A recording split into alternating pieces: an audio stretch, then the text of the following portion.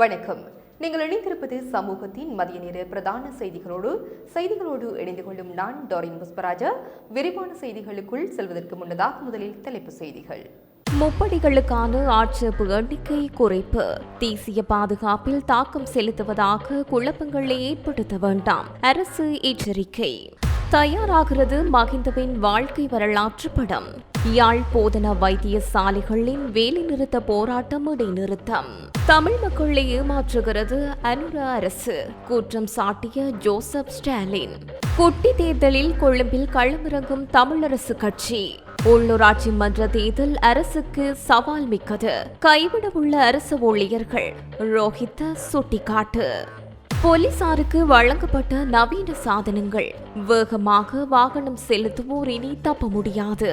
உயர்தர பரீட்சையின் செயன்முறை பரீட்சை குறித்து விசேட அறிக்கை. மீண்டும் திறக்கப்பட்டுள்ள யாழ தேசிய பூங்கா. ராணுவம் உள்ளிட்ட முப்படை ஆட்சேர்ப்பு மற்றும் பாதுகாப்பான நிதி ஒதுக்கீடு குறித்து விசேட நிபுணர்களின் ஆலோசனைக்கு அமையவே தீர்மானங்கள் எடுக்கப்படுகின்றன. எனவே இவை தேசிய பாதுகாப்பில் தாக்கம் செலுத்துவதாக வரும் மக்கள் மத்தியில் குழப்பங்களை ஏற்படுத்தக்கூடாது என அமைச்சரவை பேச்சாளர் அமைச்சர் நலிந்த ஜெயதிச தெரிவித்தார். நேற்று இடம்பெற்ற அமைச்சரவை தீர்மானங்களை அறிவிக்கும் ஊடகவியலாளர் மாநாட்டில் இதனை அறிவித்த அவர் மேலும் குறிப்பிடுகையில், ராணுவம் தொழில்துறை நிபுணத்துவம் மிக்கதாக மாற்றப்படும். ராணுவமானது அரசுக்கு சார்பானதாக காட்டப்பட வேண்டுமே தவிர ஜனாதிபதிக்கோ பாதுகாப்பு செயலாளருக்கோ பாதுகாப்பு பிரதி அமைச்சருக்கோ சார்பாக செயற்படக்கூடாது. தேசிய பாதுகாப்பே முப்படைகளின் பணியாகும். அதற்கான தொழில்துறை பாதுகாக்கப்பட வேண்டும்.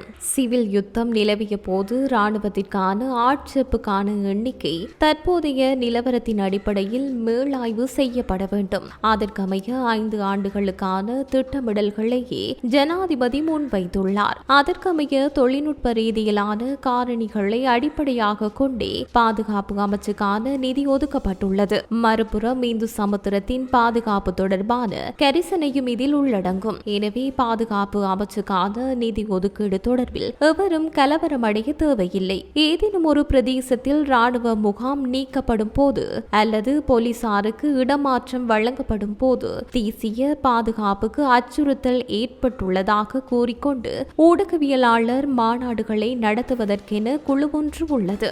விசேட நிபுணர்களின் ஆலோசனைக்கு அமையவே நாம் இந்த தீர்மானங்களை நடைமுறைப்படுத்துகின்றோம் என்பதை அவ்வாறானவர்கள் புரிந்து கொள்ள வேண்டும் என்றார். கடந்த காலத்தில் மேற்கொள்ளப்பட்ட வினைத்திறனற்ற முதலீடுகளுக்கு பதிலாக தொழிலாளர்களுக்கு அதிக நன்மைகளை கொண்டுவர EPF என்ற ஊழியர் சேமலாப நிதி மற்றும் ETF என்ற ஊழியர் நம்பிக்கை நிதிகளை பயன்படுத்தப் போவதாக தொழிலமைச்சர் அனில் ஜெயந்த உறுதியளித்துள்ளார். நாடாளுமன்றில் அவர் இந்த உறுதிமொழியை வழங்கியுள்ளார். கடந்த காலங்களில் EPF மற்றும் ETF எவ்வாறு உற்பத்தியற்ற முறையில் முதலீடு செய்யப்பட்டன என்பதை நாடு கண்டிருக்கிறது. எனவே இந்த நிதிகளை அதிக உற்பத்தி பயன்பாட்டிற்கு பயன்படுத்துவதன் மூலம் உழைக்கும் மக்கள் அதிகபட்ச நன்மைகளை பெறுவதை உறுதி செய்ய புதிய சட்டங்கள் கொண்டு வரப்படும் என்று அமைச்சர் கூறினார். அத்துடன் டிஜிட்டல் தொழில்நுட்ப மேம்பாடு அமைச்சகத்துடன் EPF மற்றும் ETF ஆகியவற்றை டிஜிட்டல் மயமாக்க உள்ளதாகவும் அவர் உறுதியளித்துள்ளார். எதிர்காலத்தில் EPF மற்றும் ETF ஆகியவை இணையத்தினூடாக இயக்கப்படும் என்றும் அவர் கூறியுள்ளார். இலங்கையின் முன்னாள் ஜனாதிபதி மஹிந்த ராஜபக்ஷவின் வாழ்க்கை வரலாறு ஒரு வரலாற்று படமாக தயாரிக்கப்பட உள்ளது. முன்னாள் ஜனாதிபதியின் மகனும் நாடாளுமன்ற உறுப்பினருமான நாமல் ராஜபக்ஷ இது தொடர்பான திட்டங்கள் நடைபெற்று வருவதை உறுதிப்படுத்தியுள்ளார். ஊடகங்களிடம் பேசிய அவர் வாழ்க்கை வரலாற்று படத்துடன் கூடுதலாக வாழ்க்கை வரலாறு தொடர்பான ஒரு குறும்படமும் வெளியிடப்படும் என்று கூறியுள்ளார். வாழ்க்கை வரலாற்று படத்தில் அவர் நடிப்பாரா என்று கேட்டபோது அதில் தனது குழந்தை பருவ விவரங்கள் இடம்பெறும் என்று எதிர்பார்க்கப்படுவதாகவும் நடிக்க விருப்பமுள்ள எவரும் இந்த பாத்திரத்தில் நடிக்கலாம் என்றும் நாமல் ராஜபக்ஷ தெரிவித்துள்ளார். எதிர்வரும் உள்ளூராட்சி மன்ற தேர்தலில் தமது கட்சியில் போட்டியிட பலர் ஆர்வம் காட்டி வருவதாக ஸ்ரீலங்கா பொதுஜன முன்னணியின் பொதுச் செயலாளர் சட்டத்தரணி சாகர காரியவசம் தெரிவித்துள்ளார். கொழும்பில் ஊடகவியலாளர் சந்திப்பொன்றில் பங்கேற்ற போது அவர் இதனை தெரிவித்துள்ளார். நாட்டு மக்கள் பொய்களுக்கு ஏமாற மாட்டார்கள் என்பது தற்போது தெளிவாகியுள்ளது என அவர் குறிப்பிட்டுள்ளார். எவ்வித குற்றச்சாட்டுகளும் சுமத்தப்படாதவர்கள் மட்டுமே இம்முறை உள்ளூராட்சி மன்ற தேர்தலில் மொட்டு கட்சி சார்பில் வேட்பாளராக போட்டியிட உள்ளனர் என அவர் தெரிவித்துள்ளார். யாழ்ப்பாண வைத்தியசாலையில் மட்டுப்படுத்தப்பட்ட அளவில் மேற்கொள்ளப்பட்ட பணி பகிஷ்கரிப்பை நேற்று மாலை முதல் அரசு வைத்திய அதிகாரிகள் சங்கம் இடைநிறுத்தியுள்ளது. வைத்தியசாலை நிர்வாகத்திற்கு ஒரு வார கால அவகாசம் வழங்கப்பட்டு தீர்வு எட்டப்படாவிடில் மீண்டும் பணி பகிஷ்கரிப்பை நடத்தவும் அரச வைத்திய அதிகாரிகள் சங்கத்தினால் திட்டமிடப்பட்டுள்ளது. யாழ்ப்பாணம் போதனா வைத்தியசாலை நிர்வாகத்திடம் பல்வேறு கோரிக்கைகளை முன்வைத்து அவசர சிகிச்சை தவிர்ந்த ஏனைய சிகிச்சைகளை இடைநிறுத்தி அரச வைத்திய அதிகாரிகள் சங்கத்தினர் கடந்த வியாழக்கிழமை முதல் தொழிற்சங்க நடவடிக்கையை முன்னெடுத்திருந்தனர். இந்த நிலையில் அரச வைத்திய அதிகாரிகளின் தாய் சங்கத்துடன் யாழ் போதனா வைத்தியசாலை கிளை சங்கம் கலந்துரையாடிய பின்னர் மட்டுப்படுத்தப்பட்ட அளவில் போராட்டத்தை தொடர்ந்து இதன்போது அவசரமற்ற சத்திர சிகிச்சைகள் வைத்தியர்களினால் மேற்கொள்ளப்படவில்லை. தொடர்ச்சியான பேச்சுவார்த்தைகளை தொடர்ந்து நேற்று மாலை முதல் ஒரு வார கால அவகாசம் வழங்கப்பட்டு பணி பகிஷ்கரிப்பு கைவிடப்பட்டது. பணி பகிஷ்கரிப்பு காலத்தில் ரத்து செய்யப்பட்டவர்களுக்கான சத்திர சிகிச்சைகள் விரைவில் மேற்கொள்ள நடவடிக்கை எடுக்கப்பட்டுள்ளதாக அரச வைத்திய அதிகாரிகள் சங்கத்தினர் தெரிவித்துள்ளனர். தமிழ் மக்களின் அரசியல் தீர்வு உள்ளிட்ட விவகாரங்களில் கடந்த கால அரசாங்கங்களைப் போன்று அனைத்து அரசாங்கமும் ஏமாற்றும் வகையிலேயே செயல்பட்டு வருவதாக இலங்கை ஆசிரியர் சங்கத்தின் பொதுச் செயலாளர் ஜோசப் ஸ்டாண்டின் குற்றம் சுமத்தியுள்ளார். வடமராட்சிக்கு நேற்று விஜயம் மேற்கொண்ட போதே அவர் மேற்கண்டவாறு குறிப்பிட்டுள்ளார். நாட்டில் தற்போது தேசிய பாதுகாப்புக்கு எவ்வித அச்சுறுத்தலும் இல்லை என அரசாங்கம் தெரிவித்துள்ளது. இருப்பினும் போலீஸ் மா அதிபரை கைதாகும் அளவிற்கு நாட்டின் நிலைமை மோசமாக உள்ளது என குறிப்பிட்டுள்ளார். இதன்போது அவர் மேலும் கருத்து தெரிவிக்கையில், பிரச்சனைகள் சம்பந்தமாக ஒரு வாரத்தையும் பேசுகிற ஒரு சூழ்நிலையில இல்லை. இப்போ சாதாரணமாக இந்த வரவு சீலோ திட்டம் வந்துச்சு. இதில் தமிழ் மக்களின் அரசியல் அதிகாரங்கள் வழங்குறது சம்பந்தமாக, தமிழ் மக்களின் பிரச்சனை தீர்க்கிறது சம்பந்தமாக, சிறு கைதிகளின் பிரச்சனை தீர்க்கிறது சம்பந்தமாக, அடுத்தது காணாமல் போனது பிரச்சனை தீர்க்கிறது சம்பந்தமாக, காணி பிரச்சனைகள் சம்பந்தமாக எல்லாம் பேசுகிறாங்களே தவிர ஒரு வகையான செயல்பாடுக்கும் இல்லை. இப்போ நாங்கள் கேட்டோம் சர்வதேச நீதி அவசியம்ட்டு தமிழ் மக்கள் குரல் கொடுத்தாங்க. அப்போ அந்த சூழ்நிலையில் விஜிதேராத் ஜினீவா போயிட்டு சொல்கிறது நாங்கள் தேசிய ரீதியாக தான் எல்லாம் செய்கிறோன்ட்டு. ஆனால் செய்கிற மாதிரியும் ஒன்றும் இல்லை. இப்போ உண்மைக்கும் இது ஒரு பொருளாதார பிரச்சனைக்கு தான் தற்போதைய அரசு மாற்றிருக்குது. இப்போ வடகிழக்கு மக்கள்கிட்ட பிரச்சனை எடுத்திருக்கிறது பொருளாதார ரீதியான பிரச்சனை தான். நாங்கள் கண்ணம் டெல்வின் சில்வா கூட சொன்னது வடகிழக்கில் இருக்கிறது பொருளாதார ரீதியான பிரச்சனை. ஆனாலும் நாங்கள் காரணம் வடக்கில் இருக்கிறது தமிழ் மக்களின் பிரச்சனை. இது அவங்களோட உரிமைக்கான பிரச்சனை, அவங்களோட அதிகார பரவல் சம்பந்தமாக பிரச்சனை. இப்போ அதனால் ஒரு பெரிய ஒரு போர் நடந்து அந்த போருக்கு பின்னால் மக்களுக்கு நீதி வழங்குறது, மக்கள் பட்ட அநீதிகளுக்கு கொடுக்க வேண்டிய சலுகைகள் கொடுக்கிறது, அது சம்பந்தமான செயல்பாடுகள் வேகமாக போகிற மாதிரி நாங்கள் காண்றது இல்லை. ஆனால் வேகமாக பேசுகிறாங்க, எல்லா பிரச்சனை சம்பந்தமாக பேசுகிறாங்க, நாங்கள் இப்படி செய்வோம் அப்படி செய்வோம். ஆனால் நடைமுறையில் அது வர்றது இல்லை. வரும் உள்ளூராட்சி சபை தேர்தலில் கொழும்பில் களமிறங்குவதற்கு இலங்கை தமிழரசு கட்சி தயாராகி வருகின்றது.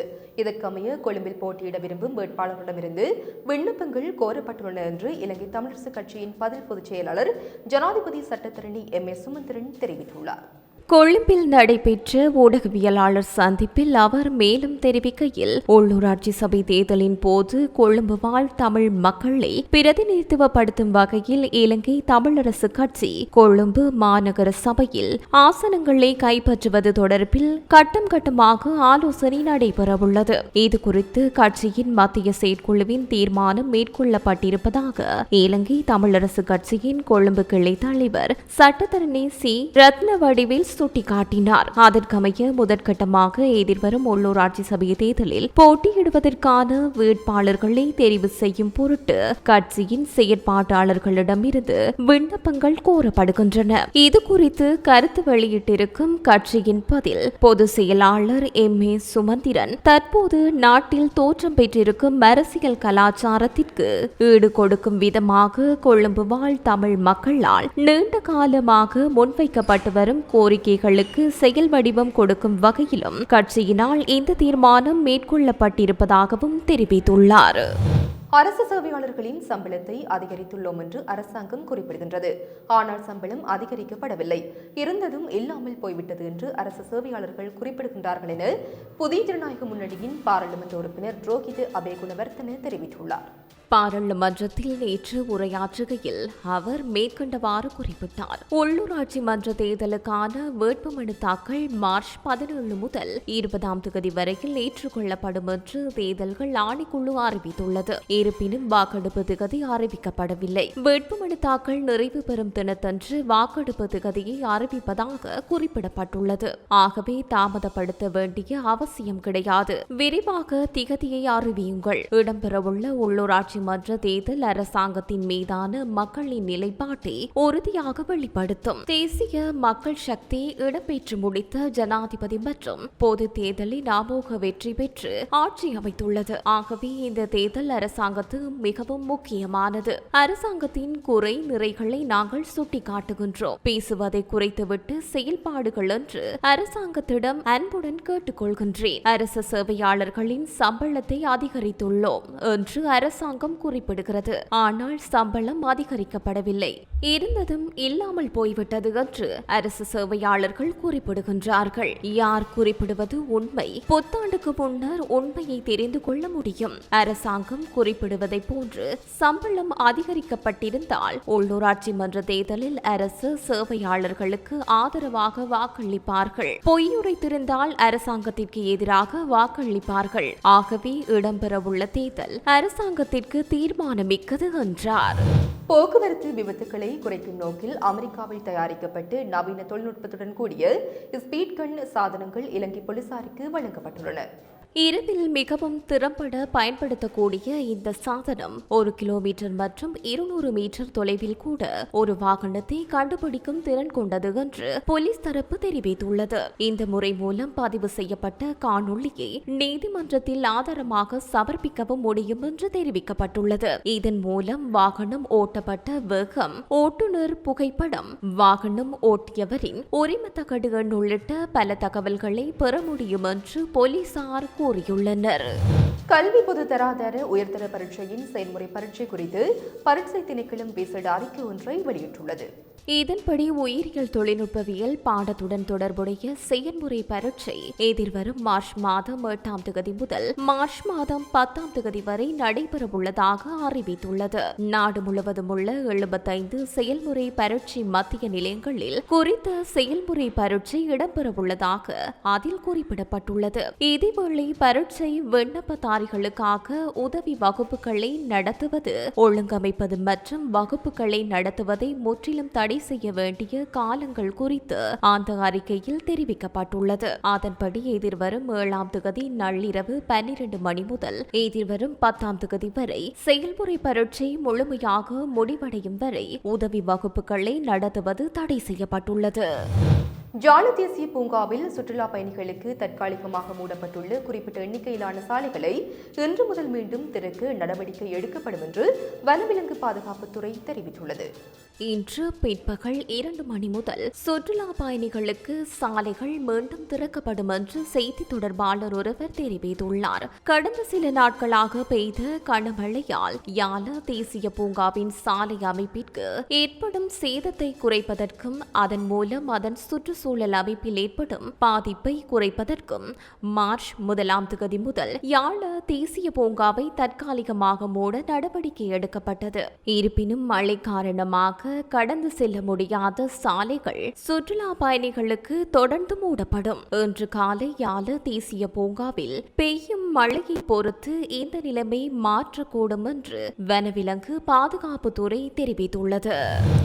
முன்னாள் ஜனாதிபதி ரணில் விக்ரமசிங்கே பெருந்தோட்ட மக்களுக்கு 1700 ரூபாய் சம்பளத்தை வழங்கிய போது அதற்கு எதிர்ப்பு தெரிவித்து 2000 ரூபாய் வழங்க வேண்டும் என்று குறிப்பிட்டு ஜனாதிபதி அனுரகுமார திசாநாயக்க தற்போது 1700 ரூபாய் போதும் என்கின்றார்.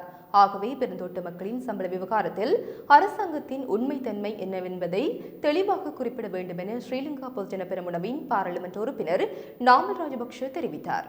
பாராளுமன்றத்தில் நேற்று உரையாற்றுகையில் அவர் மேற்கண்டவாறு குறிப்பிட்டார். மேலும் அரச இயந்திரத்தை பலமுடையதாக்க வேண்டும் என்ற தேவை அரசாங்கத்திற்கு காணப்படுமாயின் தேசிய கொள்கை சபையை உருவாக்க வேண்டும் என்று கேட்டுக் கொள்கின்றேன். இதற்காக எடுக்கப்படும் நடவடிக்கைகளுக்கு முழுமையான ஒத்துழைப்பு வழங்க தயாராகவே இருக்கின்றோம். அரச பழிவாங்கல் பற்றி தற்போது பேசப்படுகிறது. இதற்கு ஆட்சியில் இருந்த சகல அரசாங்கங்களும் பொறுப்பு கூற வேண்டும். அரசியல் வழிபாங்குகளுக்கு அச்சமடைந்து அரசு சேவையாளர்கள் சேவை கட்டமைப்பில் அதிருப்தி அடைந்துள்ளார்கள். இந்த நிலைமை நீடித்தால் அரசு சேவை கட்டமைப்பு முழுமையாக பலவீனமடையும். முன்னாள் ஜனாதிபதி கோட்டாபய ராஜபக்ஷவின் ஆட்சியில் பாராளுமன்ற உறுப்பினர்களுக்கு வாகன அனுமதி பத்திரம் வழங்கப்படவில்லை. இந்த அரசாங்கமும் வழங்கவில்லை. இதனை வரவேற்கின்றோம். இருப்பினும் எமது அரசாங்கத்தின் அரசு சேவையில் முகாமைத்துவம் மற்றும் நிறைவேற்று துறையினருக்கு வாகன இறக்குமதி அனுமதி வழங்கப்பட்டது. ஆனால் தற்போது ஏதுமில்லை. முன்னாள் ஜனாதிபதி கோட்டாபய ராஜபக்ஷ பெருந்தோட்ட மக்களுக்கு 1000 ரூபாய் சம்பளத்தை வழங்கினார். முன்னாள் ஜனாதிபதி ரணில் விக்ரமசிங்க 1700 ரூபாய் வழங்கினார். இந்த 1700 ரூபாய் போதாது என்று கடும் எதிர்ப்பை வெளிப்படுத்திய ஜனாதிபதி அனுரகுமார திசாநாயக்க 2000 ரூபாய் வழங்க வேண்டும் என்று குறிப்பிட்டார். ஆனால் தற்போது 1700 ரூபாய் போதும் என்கின்றார். ஆகவே பெருந்தோட்ட மக்களின் சம்பள விவகாரத்தில் அரசாங்கத்தின் உண்மைத்தன்மை என்ன என கேள்வி எழுப்பினார். அரசு ஊழியர்களுக்கான சம்பள அதிகரிப்பு உள்ளிட்டு அரசாங்கம் பொதுமக்களுக்கு வழங்கிய வாக்குறுதிகளில் ஒன்றையேனும் இதுவரை நிறைவேற்றவில்லை. ஆகையால் புத்தாண்டுக்கு முன்னர் தமக்கு சாதகமான முறையில் தேர்தலை நடத்த அரசாங்கம் தீர்மானித்துள்ளதாக ஐக்கிய மக்கள் சக்தியின் பாராளுமன்ற உறுப்பினர் ரஞ்சித் மத்தும பண்டார தெரிவித்தார். ஐக்கிய மக்கள் சக்தி கட்சி தலைமையகத்தில் இடம்பெற்ற செய்தியாளர் சந்திப்பின் போதே அவர் இவ்வாறு தெரிவித்தார். அவர் தொடர்ந்து தெரிவிக்கையில், கடந்த அரசாங்கத்தினர் தேர்தலை காலம் தாழ்த்திய போது எமது முயற்சியின் பலனாகவே நீதிமன்றம் விரைந்து தேர்தலை நடத்துமாறு உத்தரவிட்டிருந்தது. உள்ளூராட்சி மன்ற தேர்தலை நியாயமான முறையில் நடாத்துவதற்காக வரவு செலவு திட்ட விவாதத்தின் பின்னர் தேர்தலுக்கான வேட்புமனு கோரலுக்கு அழைப்பு விடுக்குமாறு தேர்தலை நடத்துமாறு எதிர்க்கட்சி கோரிக்கை விடுத்திருந்தன. எனினும் அரசாங்கம் தனது குறைகளை மூடி மறைப்பதற்காக எதிர்க்கட்சி பாராளுமன்றத்தில் இருக்கும் போது தேர்தலை நடத்த முடிவு செய்திருந்தனர். எனினும் எவ்வித காரணங்களுக்கும் இடமளிக்காது தேர்தலை நடத்த தீர்மானித்துள்ள தேர்தல்கள் ஆணைக்குழுவுக்கு எமது நன்றியை தெரிவித்துக் கொள்கின்றேன். இதுவரை சுமார் 1000க்கும் மேற்பட்ட வேட்பாளர்களின் பெயர் பட்டியல் எமது கட்சிக்கு கிடைத்துள்ளது. எதிர்வரும் தேர்தலில் 25% இளைஞர்களை இணைத்துக் கொண்டு போட்டியிட ஐக்கிய மக்கள் சக்தி தயாராக உள்ளது. கற்றவர்கள், வர்த்தகர்கள் மற்றும் ஏனைய கட்சியில் உள்ள உறுப்பினர்களும் எமது கட்சியுடன் இணைந்து போட்டியிட வருமாறு அழைப்பு விடுக்கின்றோம் என்றார். இத்துடன் சமூகத்தின் மதிய நேர பிரதான செய்திகள் நிறைவு பெறுகின்றன. தொடர்ந்தும் சமூகத்தோடு இணைந்திருங்கள். இது போன்ற செய்திகளை தெரிந்து கொள்ள சமூகம் நியூஸ் சேனலை சப்ஸ்கிரைப் செய்து அருகில் உள்ள பெல் பட்டனை கிளிக் செய்யுங்கள். மேலும் இது போன்ற செய்திகளை உடனுக்குடன் தெரிந்து கொள்ள சமூகமீடியா.com என்ற இணையதளத்தின் வாயிலாகவும் எங்களுடன் இணைந்திருங்கள்.